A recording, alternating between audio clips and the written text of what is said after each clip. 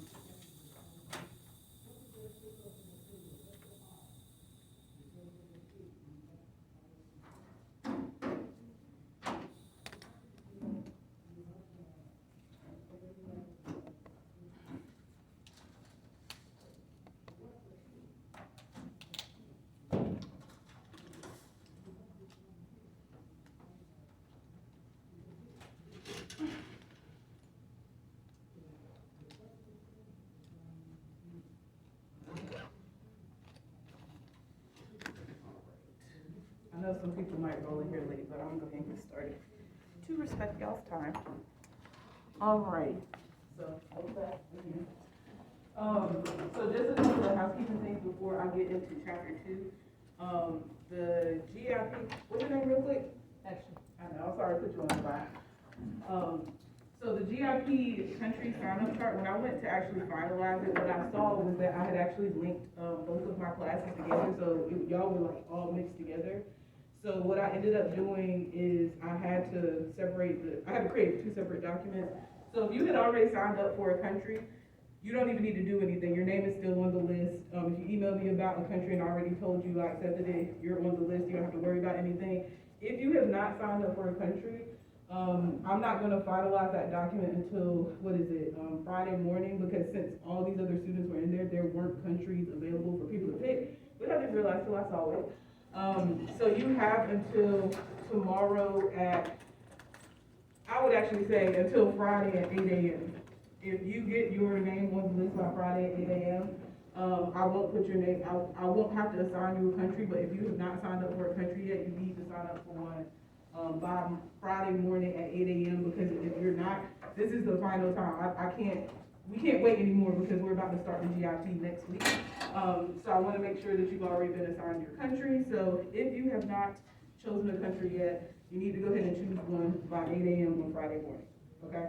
Questions, comments, concerns? Okay. The only other thing I want to mention before I get into the stuff for today is, 2 things. One, if you weren't here on Monday, you missed the in-class assignment, so you need to go to Blackboard and complete the discussion board on the sociological imagination. I'll send a reminder out about this on Friday as well. Those of you who were here, I will have your grade for the in-class assignment posted by next Monday. It'll be about a week between, I can't remember if that was something I started talking about, but it's going to be about a week between grades. Just because I have specific times I'm grading, it's going to take longer than that all this today. But I'm going to be pretty good about getting your grades up there. When you start getting your grades for the in-class assignment, I think I said this before, but I'm going to reiterate, that I'm going to have 2 columns. There's going to be one for the in-class assignment, and there's going to be one for the actual discussion board on Blackboard. If you do the in-class assignment, I'm going to exempt you from the discussion board. If you miss the in-class assignment, you're going to be exempted from that, but I'll put a 1 in the column for the discussion board, just so you know that you need to do that, all right? And the understanding is that you can only miss 2 in-class assignments. And then if you keep missing them, you just receive 0 moving forward. So you can't make up everything that you actually missed, all right? And the only other thing I would note is that your first test will open next week. We'll do our review actually on Monday. We won't have an in-class assignment for chapter 3 just because I'm doing a review, so I don't want to waste time with the in-class assignment. And plus, I think I would enjoy chapter 3 anyway. And it will be on chapters 1 through 3. And so I will tell you more about it on Monday. You can ask me questions. And I think that is it. Do y'all have any general questions for me before I get started? Okay. So So we're going to cover chapter 2, which is on the sociological research. And I'm going to go, I know it's going to feel like I'm going through this one kind of fast, because I am going to go through it kind of fast, because I really want us to have time for the in-class assignment. And some of this stuff in here is kind of review. If you, well, I guess that means I can go ahead and start. So what we're going to talk about today is we're going to do a very brief review of the scientific method, because I know a lot of you already have familiarity with that, and as far as content for this class, there's other things I really want to concentrate outside of that, but I'll just focus on the important things from that. We'll talk about methods of research, but our in-class assignment is actually going to be around research ethics. So that's what we're going to be talking about towards the end of the class and finishing up with. I told you before that all of my stuff has trigger warnings, so I have trigger warnings down here. And please note, my trigger warnings are only in relation to the content that I'm bringing. So I know what I brought, so I can tell what's probably triggering about it. But sometimes when we have conversations, like, I just can't predict what we're talking about. So I'll give you as much of a warning as I possibly can, but outside of that, sometimes the conversation just goes where it goes. All right? All right.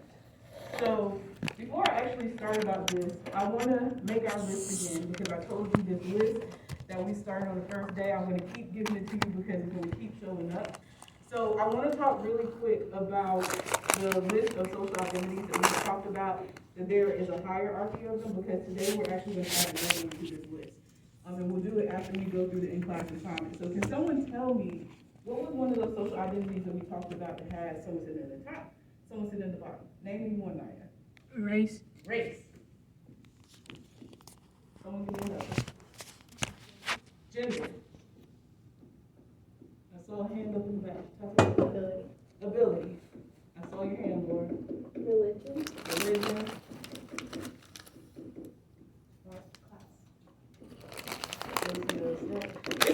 It's similar. Yeah, but it falls within there. Go ahead. Finish that out. So sex, I would. Sexual. Yeah. I knew what you meant. I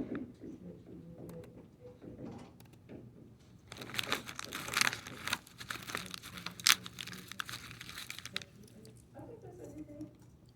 Anything missing? Nationality.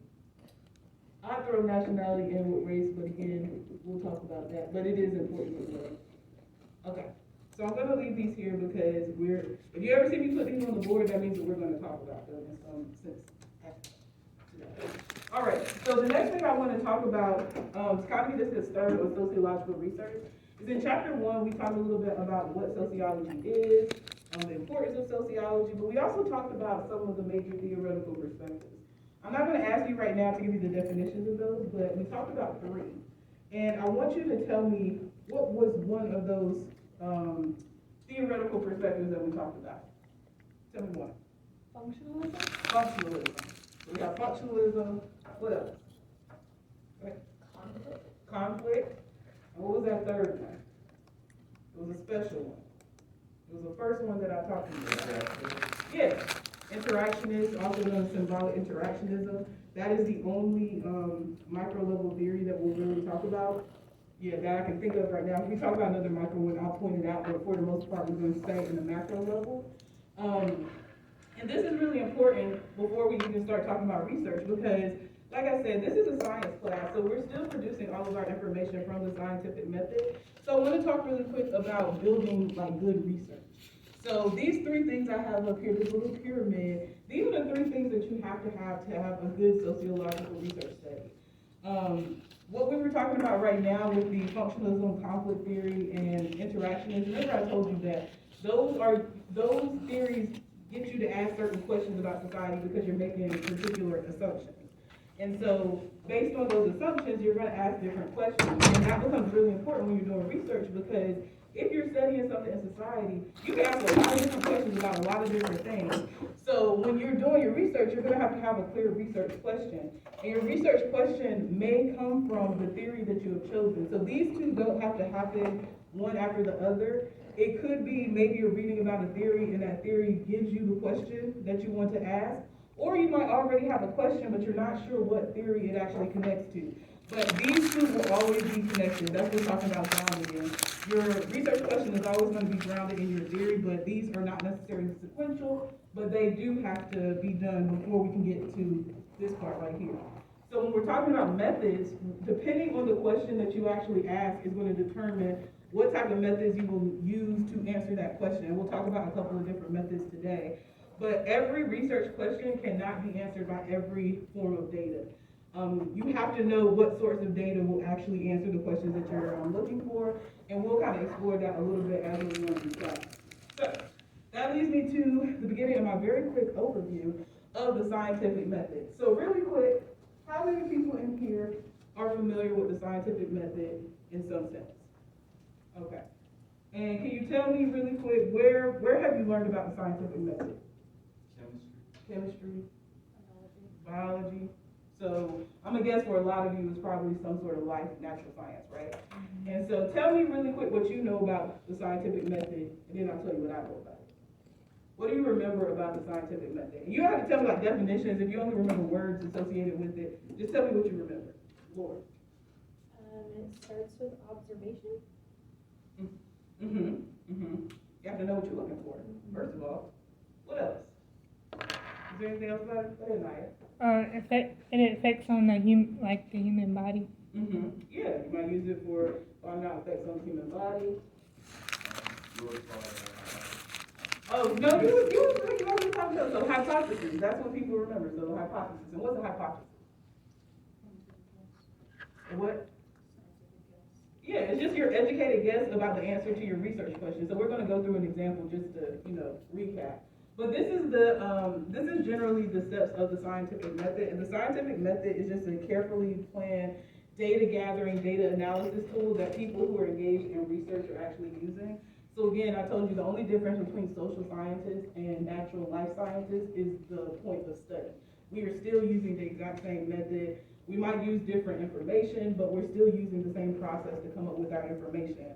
So when we are talking about the scientific method, the reason why it is used in science is because it is considered the heart of good research. If you were doing a research study, the two things that you want that research to be able to do with the scientific method is you want your research to be able to be critiqued, and you want your research to be able to be replicated. Why do we want our research to be able to be critiqued? Why do we need people that are going to be able to critique your research? What is important about that? Why do we want people to be able to critique research? Why is that relevant? You said what? Like, I'm very specific what I'm trying to get at, but still being able to take it further. Yeah, because somebody might see something in your research that you didn't necessarily recognize, and you're right, they can take your research further than it actually went. Another part of, anyone else want to add to that about why the critique matters before I add something? You talked about bias in like some of the first lesson, so like you may have this study that you think is like really sound, but you may have missed like core components that could actually change the answers or results. Yeah, you want your research to be able to be critiqued because like you said, people are going to have different perspectives of how they're looking at stuff, and it's either going to make your research better or it's going to expose your research with the gaps that it has. We also want to make sure research can be critiqued because if nobody can critique your stuff, you might have a little dishonesty showing up. If you know that other people are going to be looking at your research and judging it, then you're probably going to be a lot more honest in that process because research that is, I'm not sure if you ever heard the term peer-reviewed. Peer-reviewed research means that there have been other experts within that field who have looked at the research, who have helped determine whether that research is credible, because you want the people within the field to be able to, critique your research because those are the other experts. So peer-reviewed, and that's where that kind of concept of empirical research comes from. You want peer-reviewed sorts of studies to make sure that your information is credible, essentially. You also want to make sure that your research can be repeated. Why do we want research that is replicated? Why is that important? We want replication of our research to make sure that we're getting kind of the same results. I see your hand, Laura, go ahead. If it can't be replicated at all by anybody, then clearly there's an error in the research and whatever happened in the process. And so it being able to be replicated or reproduced means that it's sound. Yeah. If someone does a research study and comes to a conclusion, and everybody else who does that research never comes to that conclusion, then we're probably going to say there's something wrong with the research that was actually done. when we are talking about, like I said, these theories, these perspectives, the reason why theories like capitalism or conflict theory, and capitalism is actually, it falls under conflict theory, but the reason why they are so strong is because there's so much research that supports the things that they're saying, these assumptions that we're talking about with capitalism, about there being an ownership class and a labor class. We see those things and we can pull data over years, centuries, decades of, kind of reflecting this, and that's why we're still talking about it today. Those are the strongest ones. Of course, if information comes up that kind of conflicts with that, then we'll start making different assumptions about it, because sometimes when people hear scientific research and something changes, they'll say, oh, well, it wasn't true. It doesn't mean that it wasn't true. It means that you got new information, and now you came to a new conclusion, which is essentially how learning works as well. When you get new information, you're going to come to new conclusions. So, one thing I really like to talk about with science, because I think a few of you already kind of talked about the bias, is that science is still created by human beings. And usually when people talk about science and research, there's a kind of divorcing of the fact that people create this, which means that we're not acknowledging that science itself is not objective, meaning that it's not a universal truth, because our assumptions and our analyses of the things that we're talking about are still influenced by us as individuals. So the biases that exist in real life also can show up in research, and so we can use research to reinforce kind of structures within society. And I'm gonna give you an example of what that looks like. So I'm going to talk to you about what is known as scientific racism. Scientific racism is using science and research to if you have housing instability. Does that matter?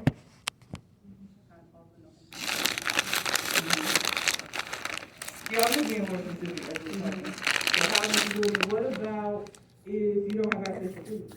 Can you take a test and do well? You're hungry? Okay. Anything else we want to add to this list? These are good things. Well, not good things, but a good good examples. Yeah. So the reason why I ask you all of this is because clearly you all are brilliant. And if us with our brilliant selves can take 2-3 minutes and come up with all of these outside factors that impact how well someone takes the test, but none of these have to do with intelligence, right? But these are things that impact how well you do on the test. Yet when these researchers saw those numbers, they automatically went to, oh, well, this is clearly a racial difference. They're clearly just not as smart. That's bias. It's actually racism, but yeah. And this book was very widely accepted in the 90s as this is science. This is telling us why black people aren't doing well in society and why white people are doing so well, because it has to do with IQ, right? And so this book is no longer respected in the field. I'm just using this to make a point. But we can also use science for not so great things. And science, like I said, it is not produced in a vacuum. It is produced by human beings who exist in the world. So even, when I talk about sociology is not exempt from, the way the world is structured. If it exists in the real world, it's going to show up in other places. So this racial hierarchy that we talked about, guess what? We see it in science too. We'll talk about seeing it in other places at other times during the semester, but we're going to see it over and over again. And so those researchers' bias is why they came to the conclusion that they came to, right? And if you're not considering anybody outside of what you actually understand or your own perspective, then you can come up with inaccurate conclusions. But because this is science and because they have degrees, the idea is that clearly they know what they're talking about. And as somebody that has a degree, I'm gonna tell you that having a degree only means that you met the requirements for the program. It does not necessarily give you a reflection of intelligence. That's not to say that I don't know what I'm talking about. I'm just letting you know that degrees are not the foremost, they're not the predictor of intelligence. Just stand alone. Does that make sense? All right. So I'm gonna talk about this real quick, and I'm gonna skip to the next part. So next thing I want to talk about is when you are creating a research question for your actual research, you want to make sure that people can also repeat it. So you have to have a really good, what is called a operational definition. I just want to make sure I tell you the right thing so I don't confuse you. And an operational definition are clear, precise instructions of how the variables, which are the traits and characteristics you're going to kind of manipulate or look at within your study. You want to make sure that there are clear and precise instructions of how you're going to measure them, how you are going to include them. And the example that I like to give with operational definitions are, you kind of think of it as like a recipe. I don't know if many of you cook, but the better a recipe is written, the more likely you are to be to repeat and get the exact same result as the person that wrote the actual recipe. So it's the same thing with operational definitions. A good operational definition is going to be what we call reliable and valid. Reliable means that anybody else who repeats that study, uses your definition, is going to get the same result. Validity means that your definition, your variable is measuring what you said it's going to measure. So that definition that you gave is measuring what you said it's going to measure. So up here, I have 3 examples of operational definitions and the variables that they are essentially describing. Only one of these is a good operational definition. So we're going to walk through each of these to kind of determine which ones are good and which ones are bad, okay? So I'm starting at the bottom right here with the variable gender identity. So if I'm doing a research study and I tell you that I'm using gender as a characteristic or a variable within my study, and the way that I'm going to essentially assign gender to people in my study is that I'm just going to observe them. Is that a good operational definition for gender? What are you? What am I observing? And why else would that not be a good operational definition for gender? Because what some person observes about another person may not actually be what the person's gender is. Yeah, It's a self-identifier. exactly. You can't look at somebody and tell what their gender is. So this would be a poor operational definition because one, it's not reliable because everybody's not gonna have the same observation. And it's not valid because it's not measuring what it says it's gonna measure. You can't look and tell someone's gender. So this would be a bad operational definition. Bump up to here, intelligence. I tell you that I'm doing a study and I'm looking at intelligence for a bunch of different people. And in order to determine what their intelligence level is, I'm using their scores on the SAT. Is this a good operational definition? Oh, please say no, because we just talked about it. Yeah, because standardized tests do not measure your intelligence. I didn't pull this up just for the sake of time, but when we're talking about standardized tests, the biggest predictor of how well you're going to do on a standardized test, does anyone know what it is before I tell you? There's one particular thing that people that do well on standardized tests tend to share, and it is related to one of these. What do you think? It is. Your socioeconomic status is a bigger predictor of how well you're going to do on a standardized test than your knowledge, than the school that you went to, than any of that stuff. And why do you think your socioeconomic status might impact how well you do on a standardized test? Sense of security, like food, shelter, family stability, all of that kind of stuff kind of comes from a socioeconomic standpoint. Yeah. Don't you also have to pay for the pre-SATs, like for test taking, and then pay the additional fees and stuff? Yeah, and y'all essentially saying the same thing. It's about your resources. You have access to tutors. You probably have access to a better educational system. You have access to food. You might not have to work when you're in school, so you can focus on your studies. Having access to money gives you more access to a lot of things that other people don't have. And I'll post something online for you to see. Well, actually, I can just show you. But I'll show you how we know that this is true.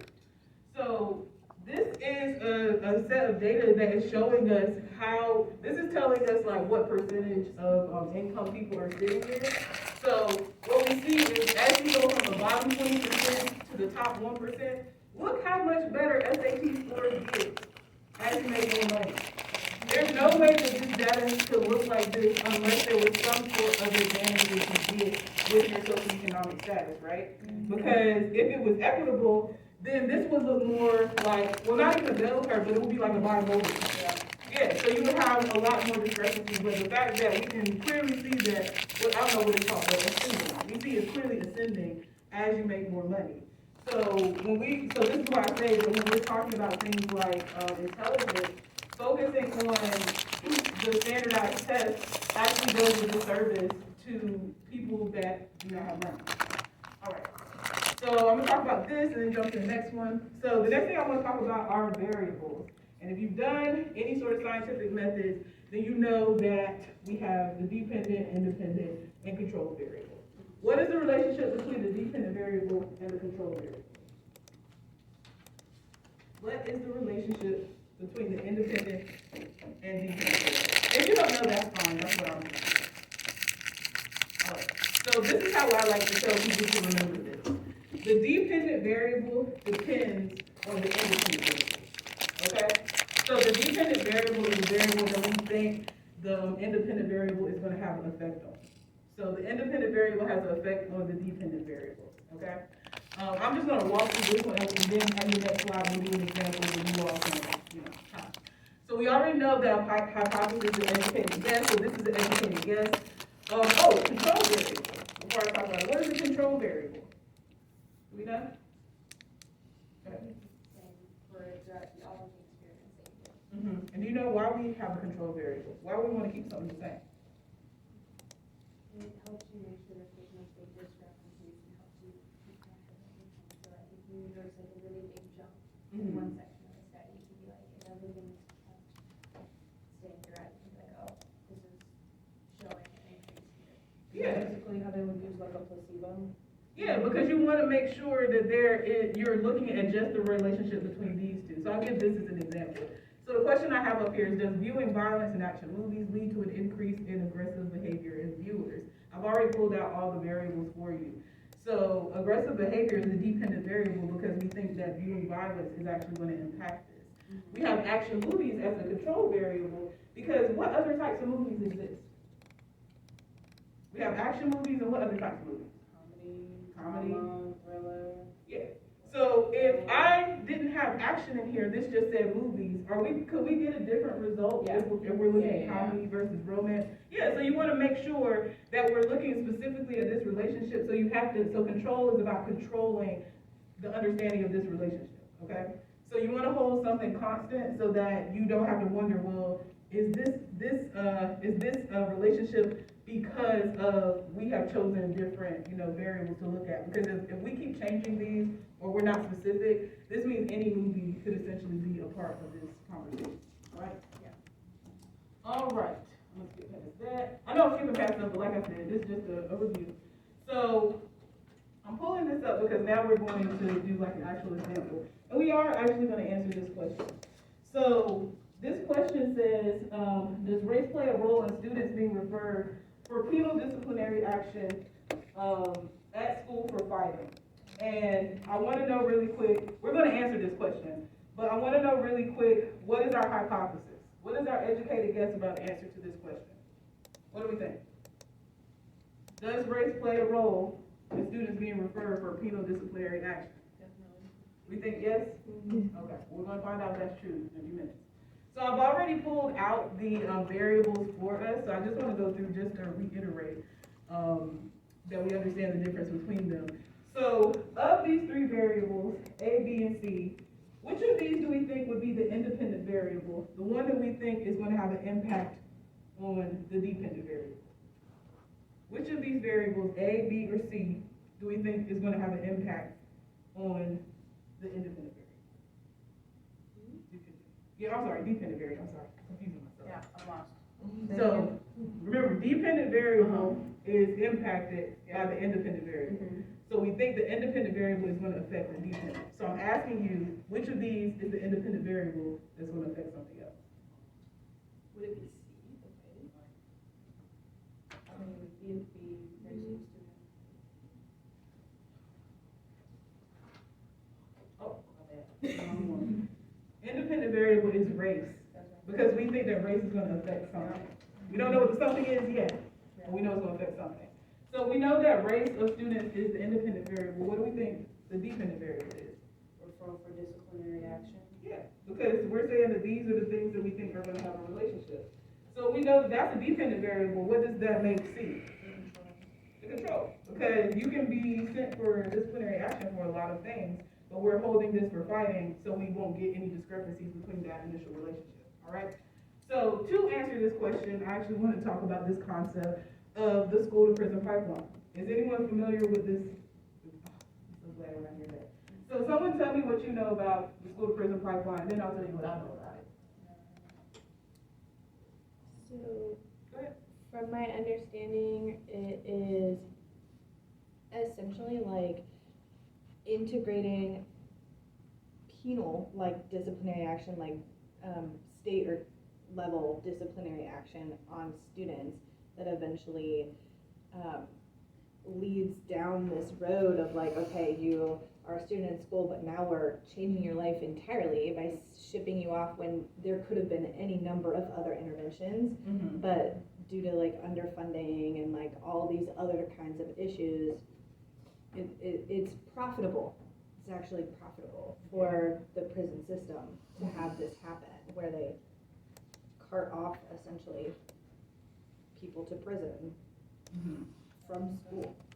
Yeah, and I'll build that out a little bit more for you. So this is about funneling people into the criminal justice system. So what the school and prison pipeline, it is the process by which we funnel younger people into the criminal justice system at an earlier age. So things that would have in the past been handled by like the administration of the school is now referred out to police officers. I'll give you a real life example. So our policy, and I teach in multiple places, but this is policy at pretty much every school, is if I'm teaching a class and a student becomes disruptive, I ask them to leave the class. They refuse to leave the class. The policy is you call the police to come in and handle it. And that's different than calling administration. Does that make sense? And so by doing that, you're putting people into contact with the criminal justice system at an earlier age, to your point, when there are other interventions, because this has not always been a thing. Like, police weren't called when I was in school, but that's regular policy nowadays. And so what that means is that we're funneling people into the criminal justice system earlier, and there is absolutely a racial aspect to that, and I'll show you some data in a second to kind of demonstrate that. And what that means is the criminal justice system already has a racial inequality issue. And that does not disappear just because you're talking about younger people. What you're going to see is that Black and Hispanic students tend to have higher rates of being referred for penal disciplinary action, specifically in North Carolina. And I have some stuff in here if you want to look into that. But like that actually is the thing. But I'll even give you more examples. So this is the North Carolina Racial Equity Report Card. You can also go look at this. This is interactive data. And essentially what they did was they looked at the demographics for every county in North Carolina related to the school system, and it tells you about the suspension rates. So what I have up here right now, this is for all of North Carolina for the 21-22 year. And what this is telling us right here is the demographics of the students in K-12 schools. So we can see the racial demographics of the students. So I also have data about the suspension rates of the students. And so what I would say is that as a social scientist, the way that we can recognize a problem is when you have social issues that come up and there are discrepancies in the percentages that are represented. Because if these are the percentages of the school demographics by race, then this is what the suspension should look like. Does that make sense? So that means white people should have the highest rates, followed by, who's next? So white people, then Black people, then Latinx people, right?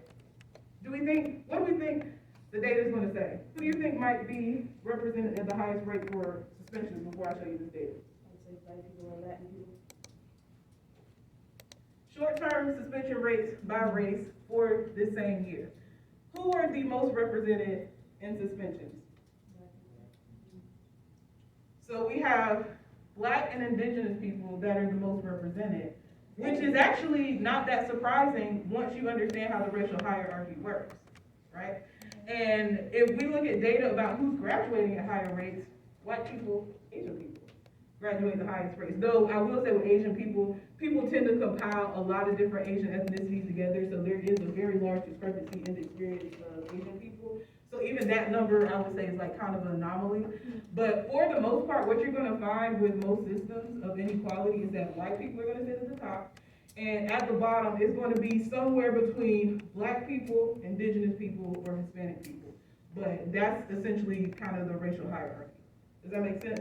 So when you see data that looks like this, where you have groups that are underrepresented here, but are overrepresented in kind of these negative aspects, as a social scientist, that's a red flag that something is happening.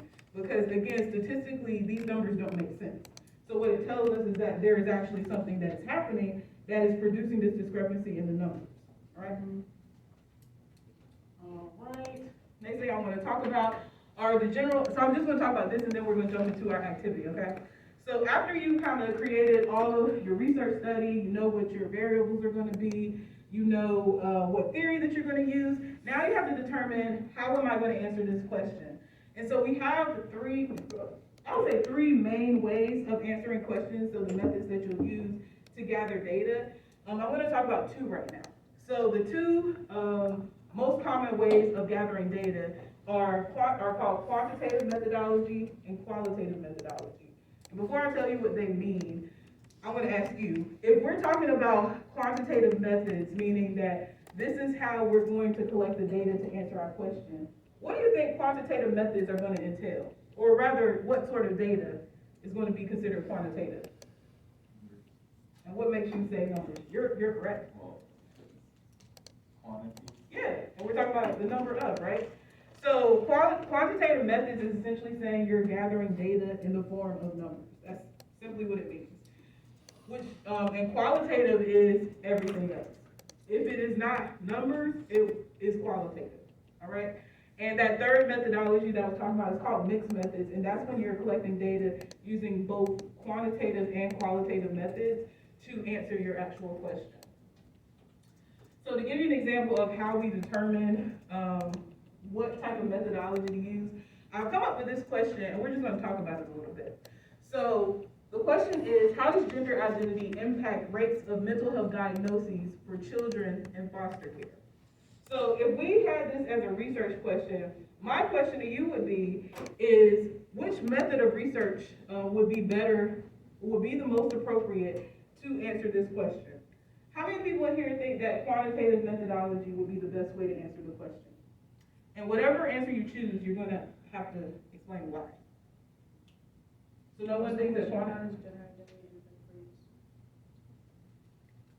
How many people think that quantitative? Okay. Why do you think quantitative? What about this question tells you that could be answered? Because you heard about impact rates. Mm-hmm. How does it impact rates of Okay. you would require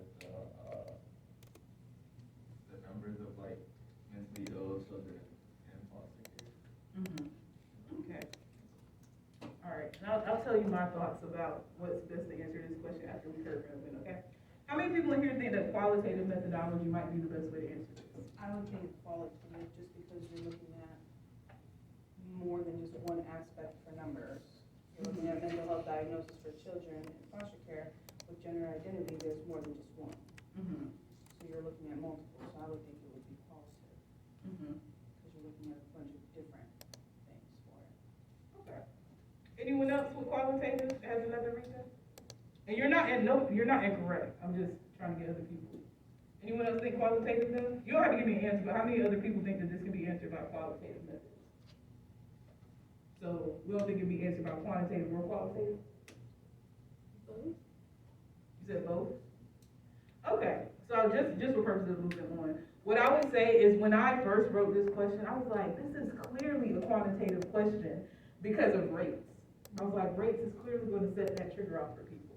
However, like as I've been like teaching the class, like the things that you all are saying make a lot of sense. It really depends on what you're looking at in the question and how you're reading the question. Because if what you're really concerned about the how does gender identity impact, that's not a number question. That's a you're going to have to talk to somebody question, right? But if you're just looking at the rates of mental health diagnoses, that's quantitative because you can look at how people are being diagnosed, right? But even to a certain extent, you probably still need a little bit of qualitative because we know that mental health isn't diagnosed, at an appropriate rate. But I digress. So this is one of those questions where it really depends on how the researcher themselves is looking at it. So this might be really related to whatever theory that you're using as well. So what assumptions you're really making about society. So this is why it becomes important that you understand what you're actually looking for in your question, because if you don't use the appropriate data, then you're not going to get a good answer. All right. And so I'm gonna pull these up real quick. And so when we're talking about, like, actually, once we've determined our methodology, we have many different ways that we can actually collect data. And I'm actually gonna expose you throughout this class to different forms of data, just so you can see that science is not just sitting in a lab, because we can find out a lot of stuff by a lot of different things. So one of the most popular ways to kind of collect data would be like a questionnaire or survey. How many of you have ever taken a survey? questionnaire. Yeah, that's data. Someone's collecting data on you. That's the most common one to use because it's cheap. It can be sent out to a lot of people. People are more likely to be honest on the survey because you can't see the person and it's anonymous. Then you really have nothing to lose by being honest. We also, and that would be, I guess it would depend on what the questions look like, but that would most likely be considered a quantitative data sort of collection. We also have interviews. Interviews are when you're, of course, sitting down, someone's asking you questions. This will be qualitative. So if I'm doing research, and actually I say if I have done research, so if I'm sitting down and doing research and I'm interviewing somebody and asking them questions, what's the data in those interviews? What? Qualitative? It is qualitative, but if I'm asking someone questions, what is the data that I'm collecting to actually analyze? What is the data in the interview? Your personal opinions. The answers to the question. Yeah. Yeah, because the questions that I'm asking are specific questions because I want specific answers. So when you're interviewing someone, what they're answering is actually the data. And interviews are a little bit harder because your body language as a researcher can affect the data that you get. Because if you have very unwelcoming, body language, then you might not get really great answers from the people that you're talking to. So this one tends to be for a more skillful sort of social scientist because you have to be aware of all times how, like, your eye contact, your posture. Maybe you're just someone that doesn't like eye contact. For some people, that may mean that, oh, you don't trust me. They have like very negative views about like not making eye contact. We also have observation, or a more scientific term would be ethnography. This might be you just going to observe something so that you can answer a question. So an example might be, if I wanted to study like the dating habits of college students, I might go on a college campus, just sit somewhere and watch what they're doing. I might go to a club or a bar and see how they're interacting with each other.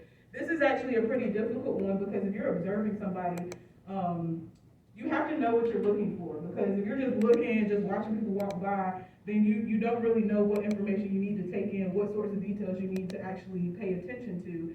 And when you do observation, you can also do it in a way where the people know that they're being observed. You can also do it where they don't. But when people are being observed, the drawback to that is that when people know that they're being watched, That's different. yeah, they might adjust their behavior, and the constant, what we call that in research is the Hawthorne effect.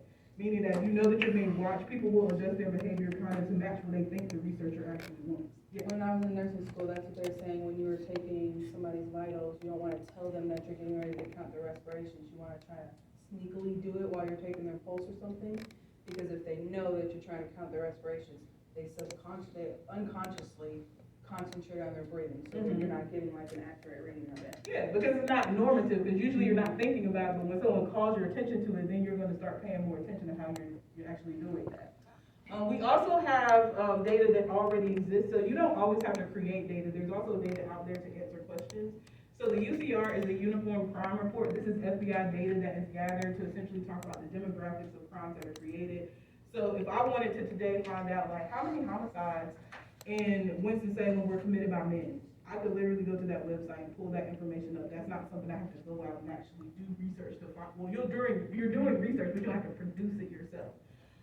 And the last one I want to talk about is social media and TV, because social media is a really interesting one because that one's pretty new-ish.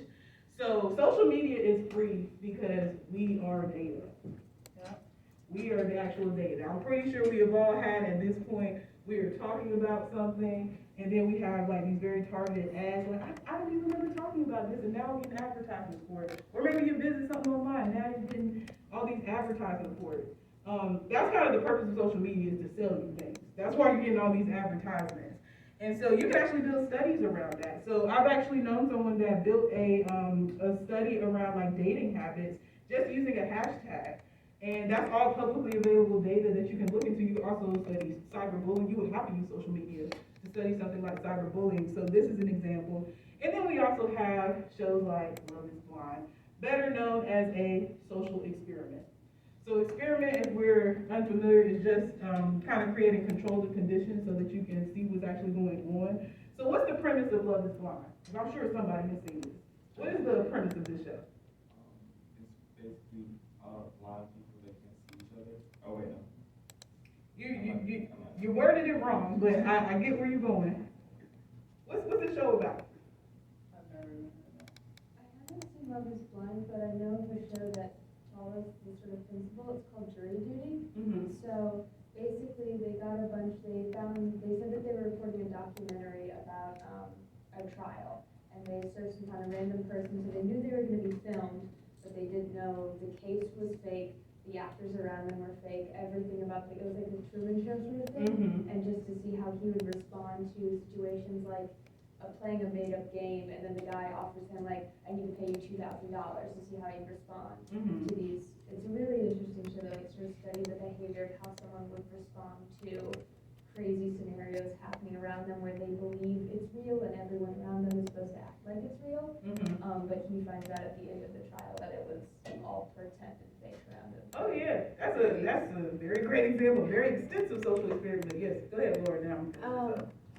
Only because it comes up on advertisements all the time for me, and I don't like these shows. It's supposed to be like the concept of like studying whether or not people can fall in love without actually ever seeing each other and what they look like. Mm-hmm. Yeah. That's a sociological question. When you start looking at like, why does appearance matter, or does appearance matter? Because that essentially is what they're asking, is that, can you fall in love with someone if you don't know what they look like? Because the idea is that looks matter in society. And so this married at first sight, wife swap, all of what would you do, the one that you're talking about, all of these would be examples of social experiments, because you're creating artificial environments because you want to see how people will socially react to them. So I too do not necessarily enjoy these shows as like a personal person, but as a social scientist, these things are very interesting. Very interesting if you go into it with like that sort of mindset. And we actually will watch a social experiment in a later class, just to kind of pick up on the things that we can understand about like the social world just by them creating these things. All right.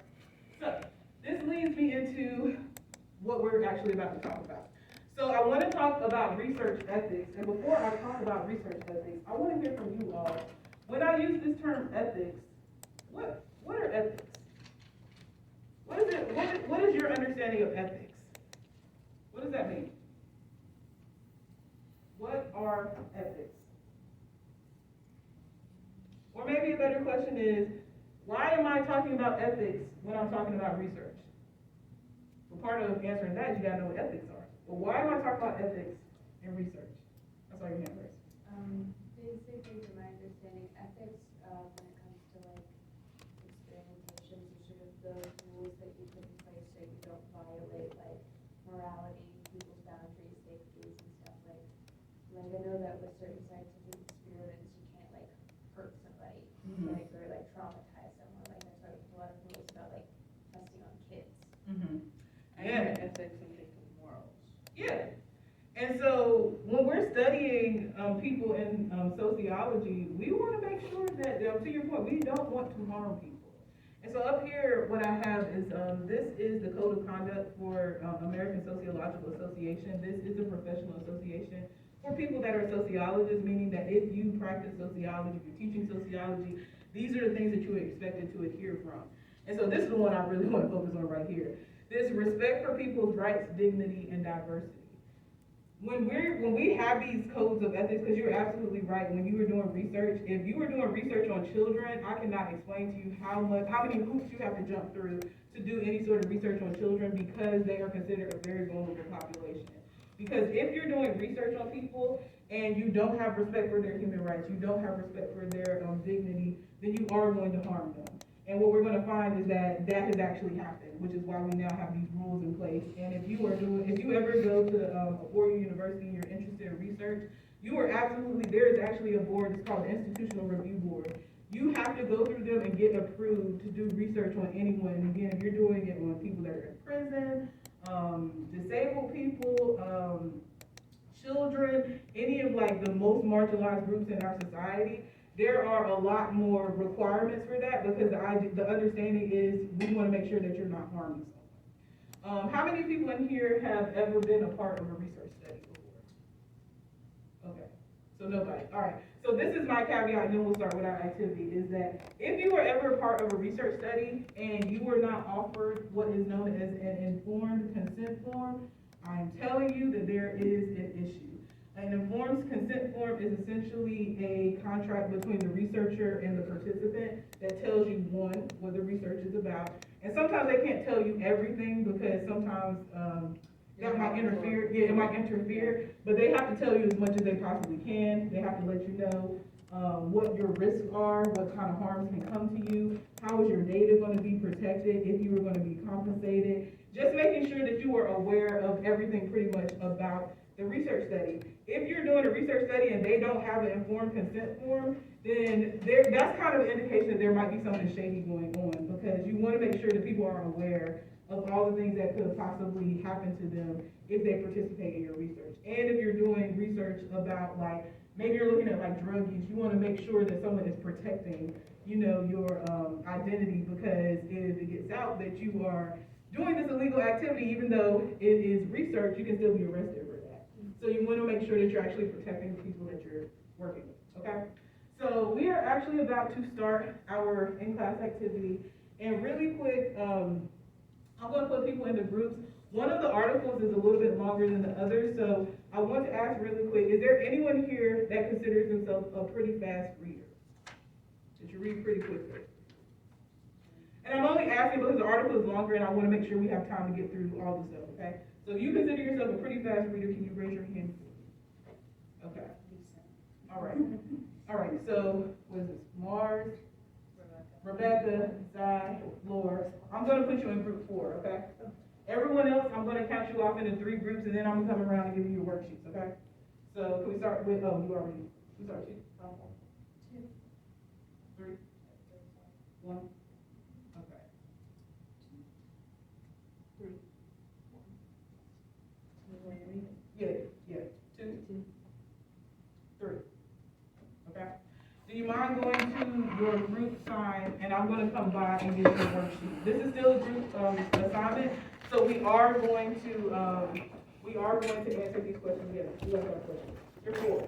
Yeah, if I didn't count you off, you're in group 4. You were the ones that told me you could read that. All right?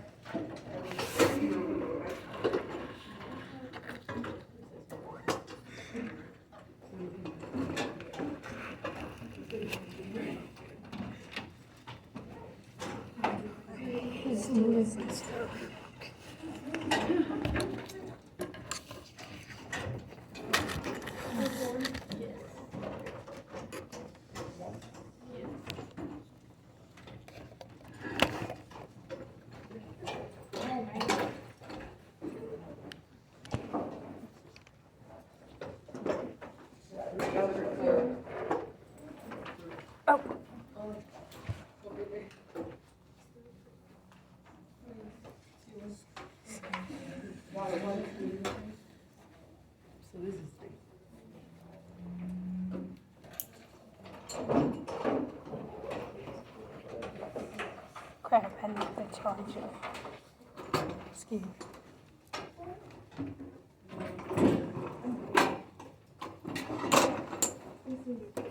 You could have. This is why I hate music.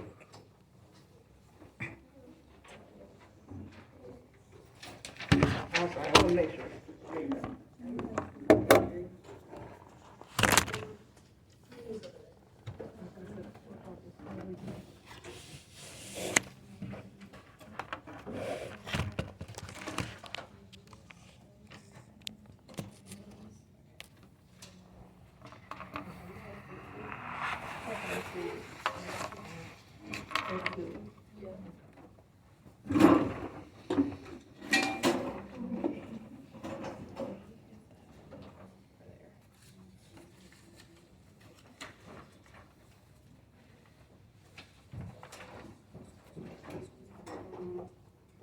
For the sake of time, you only need to answer questions 1 and 2 because that's what we're gonna talk about, okay? And you don't need complete sentences, you just need to answer the question, okay?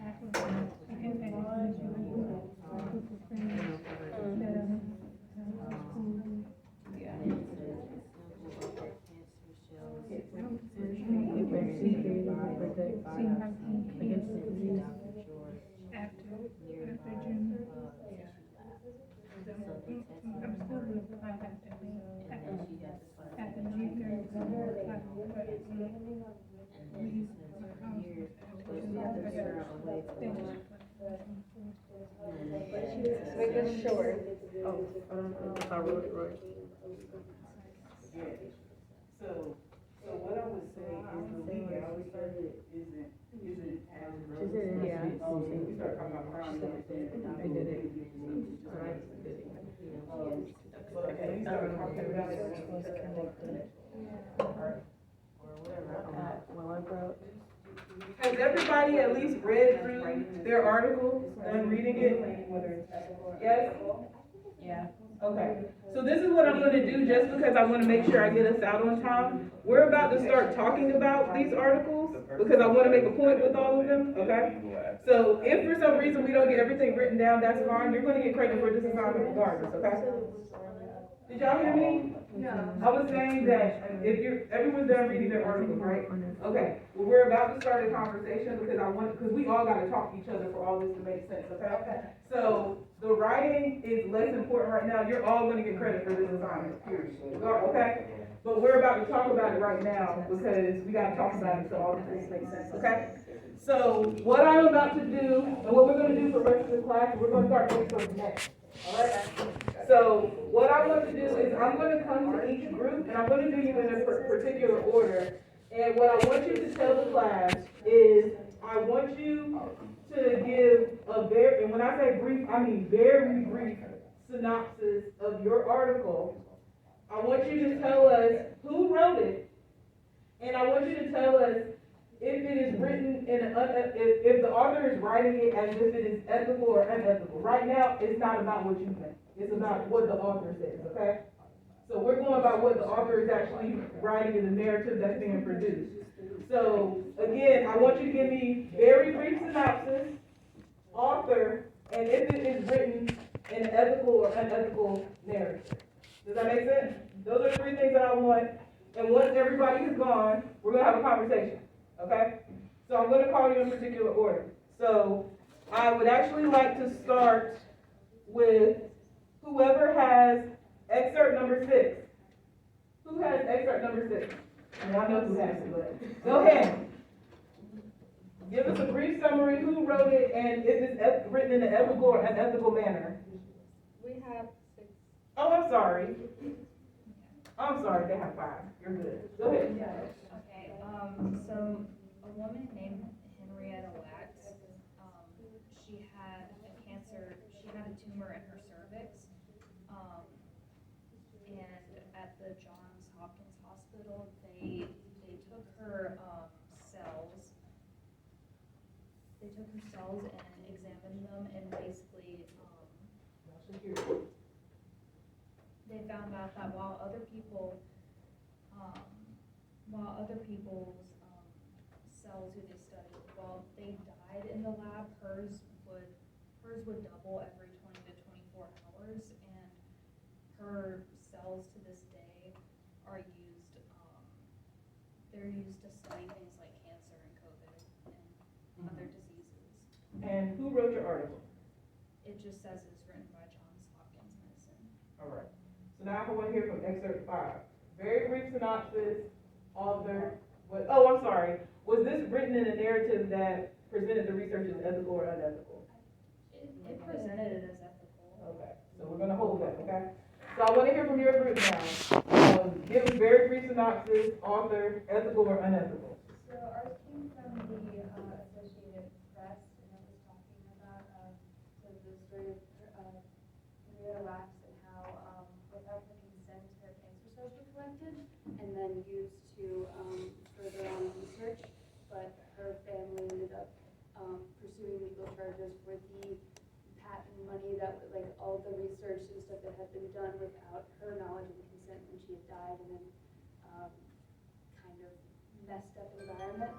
While we think that the article was trying very hardly to be, like, it definitely focused on both the pros and cons of what happened. We think that it was leaning toward what happened being unethical.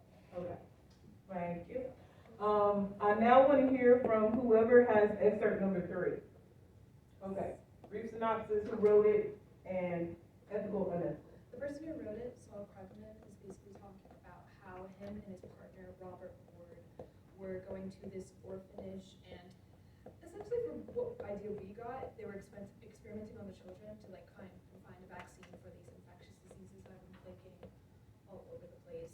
And the writer, he kind of plays it off as if it's ethical. That's what he's trying to get across. All right. And last group, can you tell us about your excerpt?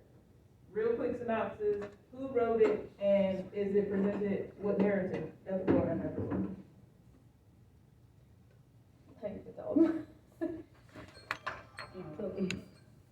Okay, so the author is Leah Baum, and it was about her daughter, and they were trying to find a vaccine for hepatitis. So she was trying to find a school that had a vaccine for it, but they didn't already have one. So they had to do a study at Willowbrook, and we kind of thought that it was, I don't know if it was super ethical, but we kind of had like mixed emotions on it. Tell us about how they spread the virus in Willowbrook, because that also matters. Oh. How do they infect the children, is essentially what I'm asking. They gave them shots that had stuff from other children in it. Did you read about the milk? Yeah, kind of try to. Oh, yeah, tell the class about the milk, because I feel like we gotta talk about that. What do they put in those children's milk? I don't know, I'm sorry, I Oh, no, lost you're fine, it. you're fine. I mean, I could tell people, but I wouldn't give you a chance. Oh, they injected the virus themselves or made Yeah. to drink chocolate milk. Mhm. They injected, they poisoned the chocolate milk with the virus. So I'll be more specific just so we can get to the conversation. They actually put feces in those children's chocolate milk. Yeah. So now I want to have a conversation about these different things that we read. So before I start telling you the why, do you recognize the connection between yours and someone else's? So in your group, did your article talk about Saul Krugman? Yeah. Who is he? That's y'all people, right? Hold up, that's y'all people. Yeah, he's the principal researcher for the study that y'all are reading about, right? Who is Johns Hopkins to you in your article? Johns Hopkins is who did, the medical institution that stole her, that did her biopsy and stole her cells. So y'all do realize we're all talking, well, you're talking about the same research essentially, right? Mm-hmm. Why do you think I gave you these articles? They are about ethics, but why do you think I gave you different articles? It shows bias. Mm-hmm. Because when we were talking about this, while it showed both the pros and cons here, it definitely focused on the impact of the family, which is why we felt like what happened was more unethical. But their article from Johns Hopkins painted everything in a much more, this was necessary for medical science to pursue. Mm-hmm. Yeah, so the reason why I give you these different articles is to kind of demonstrate that whoever is producing the results or telling you about it, Their personal opinions tied into it as well. yeah, so, but it's also that Saul Krugman is probably not gonna talk about that chocolate milk with the feces if he's talking about how great that study is he? Of course not. Johns Hopkins is not gonna talk about taking these cells without consent because that looks bad, right? So yours is from a mother of someone who actually participated in that study, so her perspective is gonna look a lot different.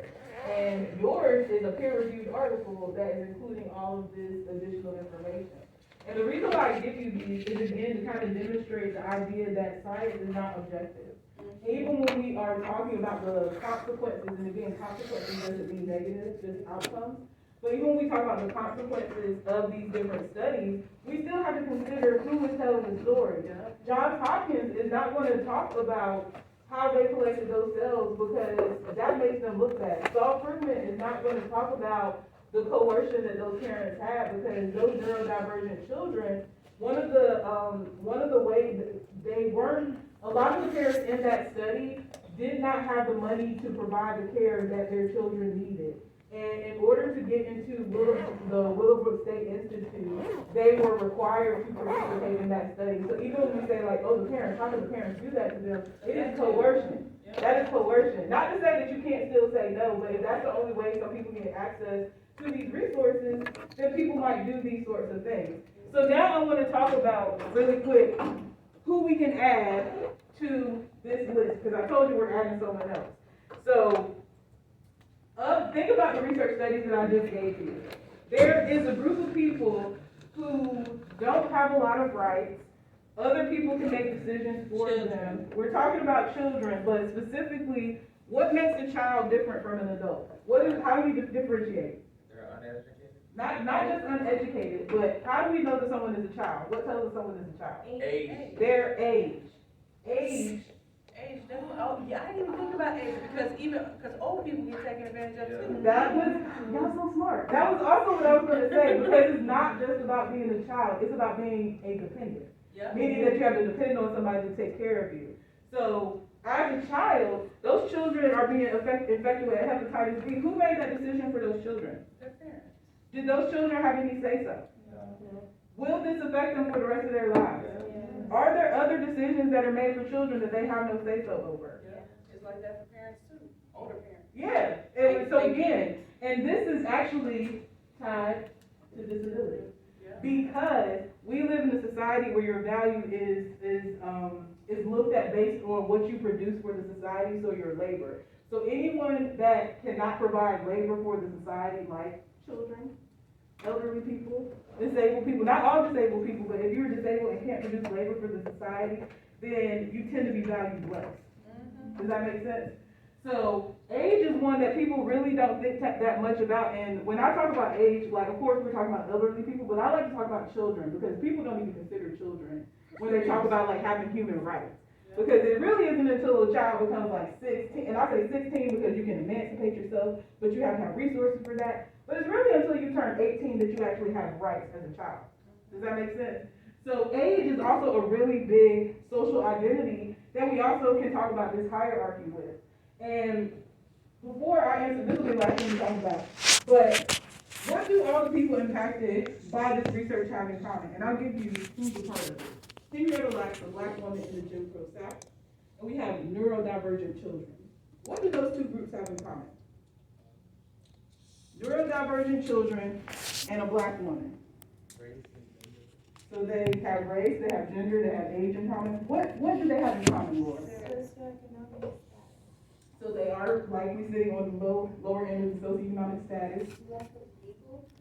They don't have, y'all were naming all the stuff, but this is because. So I'll go ahead and give it to you just for sake of time. Remember we talked about people sitting at the top? These are all people that sit at the bottom of these hierarchies. When you sit at the bottom of I told you sitting at the top means more power, resources, opportunity, but it's the opposite for people that sit at the bottom. The bad things that happen in society are more likely to happen to people that sit at the bottom. That's not to say bad things can't happen to you if you sit at the top, but we're not going to be doing experiments on non-disabled children the way we do neurodiversity. We're not going to be doing experiments in the Jim Crow South on white people the same way we will be doing it on non-white people. Does that make sense? And so as we start going through the class, what we're going to start finding is that when we're talking about the really great things that happen in society, you're going to see a lot of the dominant identity reflected in that. When we're talking about the bad things happening in society, we're going to find a lot of people that sit at the bottom happening to that. Think about the school to prison pipeline I just told you about. We have indigenous and black people that sit at the bottom, and Hispanic. Like I said, there's going to be a mixture between that. At the top, we have white people that essentially have the highest outcome. Does that make sense? And we're going to see that over every chapter that we go through. There's going to be something in there that demonstrates that for any of you. Okay? So that's all I have for you. I'm sorry I held you over 2 minutes. Please make sure your name is on the sheet. You'll get credit for this. And I will see you all next week. I realize I didn't read between the lines, oh, and I ain't blind, had to open up my eyes to see it all.